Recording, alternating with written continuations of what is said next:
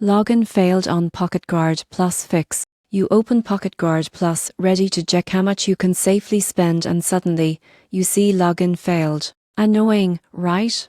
But here's the surprising truth. This error usually has a simple fix, and most users solve it in minutes. Start with your internet connection. PocketGuard Plus needs a secure, stable connection to sync your spending data. Try switching from Wi-Fi to mobile data or turning off your phone. Public or shared networks can sometimes block secure logins. Next, check for updates. Go to your App Store or Google Play, search PocketGuard, and tap Update. Outdated versions often lose compatibility after security patches, leading to login errors. If that doesn't work, clear your app cache. On Android, open Settings Apps PocketGuard Storage Clear Cache. On iPhone, uninstall and reinstall the app to reset it completely. Also, make sure your login credentials are correct. If you recently changed your password or linked new financial accounts, your saved data might be outdated. Type your details manually or reset your password by tapping Forgot Password. Here's something most people overlook. If PocketGuard is unable to connect to your linked banks, the login can fail even if your credentials are correct.